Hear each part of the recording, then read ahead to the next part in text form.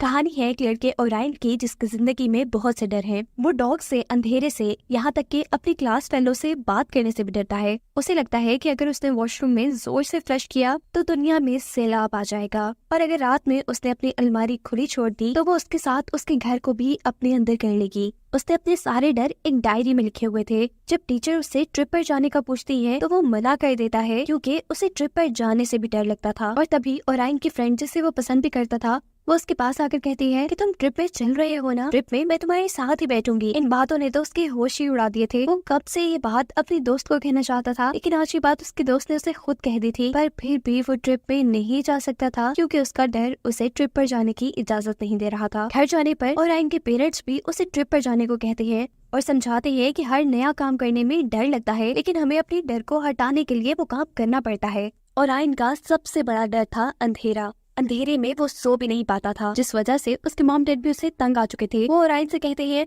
आज तुम्हें अपने डर को हराकर सोना ही होगा क्योंकि हमें भी नींद आ रही है और हमें भी सुकून चाहिए। उनके जाने के बाद ओराइन ना डरने की बहुत कोशिश करता है, लेकिन जैसे जैसे अंधेरा बढ़ रहा था ओराइन का डर भी बढ़ता जा रहा था। एक वक्त ऐसा आता है कि ओराइन डर डर के भी तंग आ जाता है और फिर गुस्से में अंधेरे से कहता है तुम बहुत बुरे हो, तुम बच्चों को डराते हो, चले जाओ मेरी जिंदगी से। इतना बुरा भला सुनने पर अंधेरे को भी बुरा लग जाता है और वो सच में एक रूह बन के ओराइन के घर आ जाता है। वो ओराइन से कहता है बस बहुत हो गया। वैसे तो मुझसे बहुत से लोग डरते हैं, लेकिन मैं उल्टा तुमसे डरता हूँ क्योंकि तुम हर रोज मुझे बहुत बुरा भला कहते हो। यहाँ तक के डरपोकों की लिस्ट में भी तुम सबसे ऊपर हो। और ओराइन तो अभी तक शौक था, उसे समझ ही नहीं आ रही थी कि क्या अंधेरा उससे बात कर रहा है। और ये बात समझ आने पर अंधेरा ओराइन से कहता है यार मैं सच में एक आम इंसान की तरह हूँ जो बस अपनी जॉब कर रहा है, पर फिर भी पता नहीं क्यों ना कोई मुझे पसंद करता, यहाँ तक कि सब मुझसे नफरत करते हैं, कोई मुझे समझने की कोशिश नहीं करता और ये सारी चीजें मेरा दिल दुखाती है।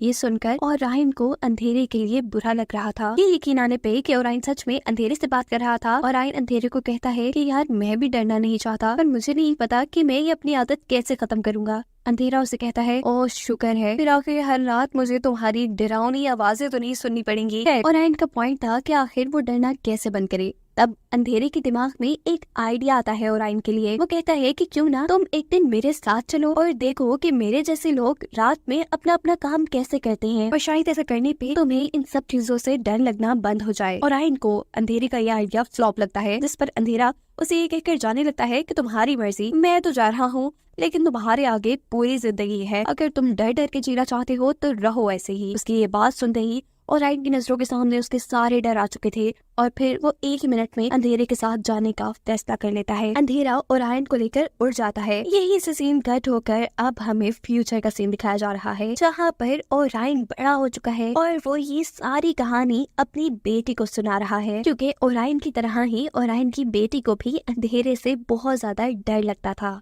ओराइन दोबारा कहानी सुनाना शुरू करता है, जहाँ इस वक्त अंधेरा छोटे ओराइन को बता रहा था कि देखो कितनी ही चीजें ऐसी है जिसे अंधेरा खूबसूरत बनाता है, जैसे जुगनू, आसमान में चमकती हुई ये रोशनियाँ। यही ओराइन देखता है कि अंधेरे के पीछे पीछे रोशनी भी अपना काम कर रही थी, और क्योंकि उसे सब पसंद करते थे इसीलिए वो कुछ मगरूर भी थी। खैर अंधेरा अब उसे अपने ही जैसे रात में काम करने वाले लोगों के पास ले आता है। ओराइन देखता है कि नींद काफी अजीबोगरीब तरीके से लोगों को सुला रही थी, जिसकी वजह से वो नींद के ऊपर गुस्सा होने लग जाता है। अपने काम में ओराइन को टांग अड़ाता देखकर नींद अंधेरे और ओराइन दोनों को ही डांट भगाती है, जिसके बाद अंधेरा उसे लेकर जाता है जाग के पास, जो सोते हुए लोगों को उन्हीं की आवाजों में टेंशन देके उन्हें नींद से जगा देता है। जिसे काम करता देखकर ओराइन कहता है अच्छा तो तुम ही हो जिसकी वजह से मैं पूरी पूरी रात सो नहीं पाता। अपने बारे में बुरा सुनते ही जाग भी उसको यहाँ से डांट भगाती है।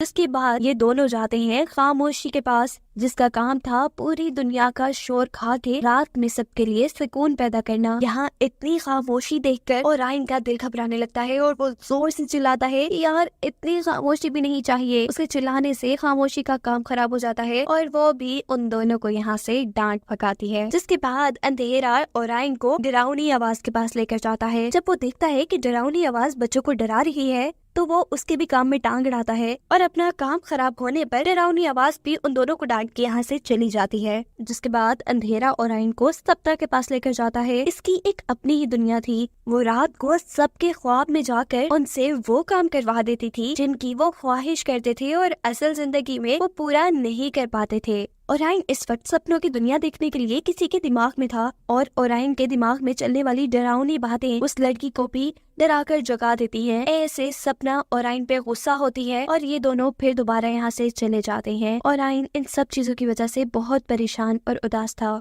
वो अपने ही ख्यालों में खोया हुआ था जब अंधेरा उसे कहता है कि तुम्हें मैं एक बात बताऊं, तुमने अपना डर खत्म कर दिया है। देखो अब तुम मुझसे नहीं डर रहे। और इस बात का खुद को एहसास होने पर ओराइन बहुत ज्यादा खुश होता है और फिर अंधेरे के साथ रात के मजे लेना शुरू कर देता है। साथ ही वो अंधेरे जैसे बाकी लोगों का भी दोस्त बन गया था और रात में उनके कामों में उनकी मदद कर रहा था। रात खत्म हो गई थी। ये सब लोग अब टी ब्रेक के लिए चले जाते हैं और तभी यहाँ पर रोशनी आ जाती है। रोशनी अंधेरे से कहती है कि मैं 3 सेकंड तक तुम तक पहुँच जाऊंगी। अगर तुम बचना चाहते हो तो यहाँ से फौरन चले जाओ। रोशनी के इस घमंडी अंदाज से अंधेरे को गुस्सा आता है, लेकिन खैर वो अब अपने साथियों के साथ कहीं और अपना रात का जादू बिखेरने चला जाता है क्योंकि इस जगह तो दिन आ चुका था। ये लोग एक गांव में रुकते हैं। अंधेरा अपना काम दिखाने के लिए एक छोटे से घर के अंदर चला जाता है, लेकिन अब दोबारा से ओराइन को अंधेरे से डर लगना शुरू हो जाता है। ये सब लोग उससे पूछते हैं कि आखिर अब तुम्हें किस चीज से डर लग रहा है। ओराइन कहता है किसी से नहीं, बस मैं ये कहना चाह रहा हूँ कि मुझे रोशनी ज्यादा पसंद है। दिन का एक अपना ही मजा है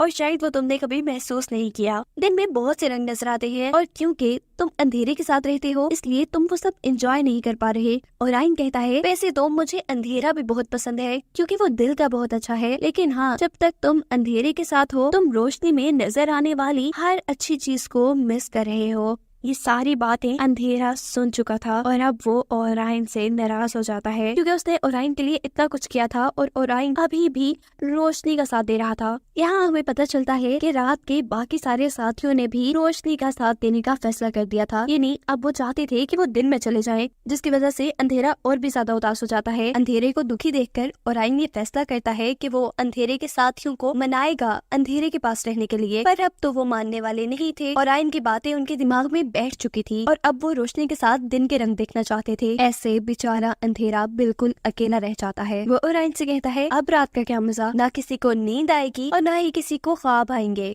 और जब तुम चले जाओगे तो फिर मैं क्या करूँगा? क्या मैं ऐसे ही अकेला उड़ता रहूंगा? वो कहता है अब क्योंकि कोई मुझे पसंद नहीं करता इसीलिए मैंने फैसला कर लिया है कि मैं अपने आप को खत्म कर लूंगा। मैं यहाँ बैठ के रोशनी का इंतजार करूंगा और जैसे ही रोशनी आएगी वो मुझे मार देगी। सुबह होने ही वाली थी, रोशनी चारों तरफ बह रही थी और आइन अंधेरे से कहता है चलो जल्दी यहाँ से, लेकिन वो उसकी बात नहीं सुनता और रोशनी चंद ही मिनट में उसे खत्म कर देती है। जिसके बाद यहीं से सीन कट होता है और हम ओराइन के फ्यूचर में पहुँचते हैं जहाँ वो अपनी बेटी को यही कहानी सुना रहा था। उसकी बेटी ओराइन से कहती है डैड फिर क्या हुआ, क्या यहीं पे कहानी खत्म हो गई? और ये एंडिंग तो बिल्कुल अच्छी नहीं है। ओराइन जवाब देता है मुझे इससे आगे कुछ समझ नहीं आ रहा। ओराइन की बेटी उसे कहती है कि मैं भी इस स्टोरी की एक नई एंडिंग बना सकती हूँ, क्यों ना मैं आपके पास्ट में चली जाऊँ। ऐसा कहते ही सीन दोबारा वहीं से शुरू होते हैं जहाँ पर अंधेरे ने अपने आप को मार डाला था। इस टाइम पर छोटा ओराइन उदास बैठा हुआ था। तब उसके पास एक लड़की आती है और उससे कहती है कि मैं तुम्हारी सारी कहानी जानती हूँ। वो लड़की कहती है कि देखो रात नहीं हो रही, कोई सो नहीं पा रहा, सब तंग पड़ चुके हैं और अब रात का आना बहुत जरूरी है। अंधेरे का होना और रात के बाकी लोगों का होना बहुत जरूरी है और मेरे पास उन सबको बुलाने का एक तरीका है। ये छोटी लड़की एक पोइम पढ़ती है रात के सभी लोगों को बुलाने के लिए। उसकी इस पोइम से सभी लोग उसके पास आ भी जाते हैं, लेकिन ओराइन कहता है कि तुम अंधेरे को कैसे लेके आओगी, अंधेरा तो खत्म हो चुका है। जिसका वो लड़की जवाब देती है नहीं, अंधेरा अभी भी जिंदा है, वो भी तुम्हारी यादों में। हम उसे तुम्हारी यादों से निकाल लाएंगे और इसके लिए हमें इन बाकी सब की जरूरत पड़ेगी। ये सब मिलकर अपना काम शुरू करते हैं। खामोशी यहाँ का सारा शोर खाकर सुकून पैदा करती है, जिसके बाद नींद ओराइन को अच्छी नींद सुला देती है। जिसके बाद सपना उस छोटी लड़की को लेकर ओराइन के दिमाग के अंदर चली जाती है और वो ओराइन को उस वक्त में पहुंचा देती है जब वो अंधेरे से मिला था। ये दोनों एक दूसरे को मिलकर बहुत खुश होते हैं, लेकिन यहाँ पर भी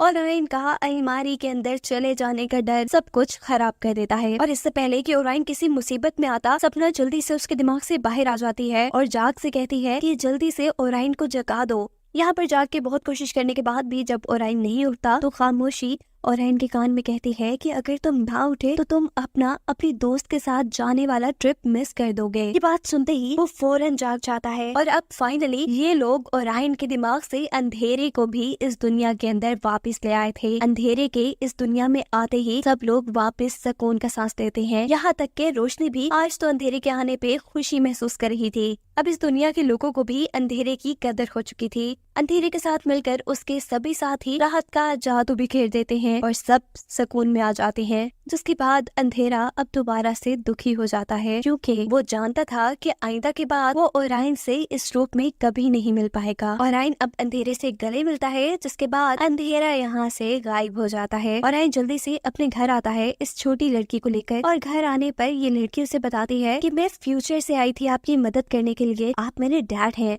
ये सुनकर ओराइन थोड़ा हैरान हुआ था, लेकिन खैर वो अब अपने माँ बाप के पास जाता है। ओराइन के पेरेंट्स पूछते हैं कि ये बच्ची कौन है, जिस पर ओराइन झूठ बोलते हुए कहता है कि ये मेरी दोस्त है और फौरन उसे अपने कमरे में ले जाता है। अब ये दोनों परेशान थे कि ओराइन की बेटी फ्यूचर में वापस कैसे जाएगी कि तभी खिड़की से एक लड़का उनके पास आता है जो फौरन अपनी टाइम मशीन में इस लड़की को बिठाकर फ्यूचर में वापस ले जाता है। अब ये लड़का आखिर कौन था? ये लड़का ओराइन का नवासा था, यानी ओराइन की बेटी का बेटा। असल में ओराइन की अंधेरे से मिलने की ये कहानी अब ओराइन की बेटी अपने बेटे को सुना रही थी और इसीलिए वो अपनी मॉम को लेने फ्यूचर में आया था। यहीं पर हमें बूढ़े ओराइन को भी दिखाया जाता है जो अपनी बेटी से पूछता है कि क्या तुम्हारे बेटे ने इस कहानी की कोई एंडिंग सोची है? और उसकी बेटी जवाब देती है, हाँ डैड, उसने सोची और बहुत अच्छी सोची। वो टाइम मशीन के जरिए मुझे फ्यूचर में वापस ले आया और ऐसे आपकी वो अंधेरे वाली कहानी मुकम्मल हो गई। मूवी के आखिरी सीन में हमें ओराइन की वाइफ को भी दिखाया जाता है। ये वही लड़की है जिसे बचपन से ओराइन पसंद करता था और उससे ओराइन ने शादी भी कर ली थी। हमें पता चलता है कि जिस ट्रिप पर जाने से ओराइन डर रहा था, अपने सारे डर खत्म होने के बाद वो अपने दोस्त के साथ उस ट्रिप पर भी गया था और उसने बहुत सारे मजे भी किए थे, जिनके बारे में बताते हुए ये कहानी यहाँ खत्म हो जाती है।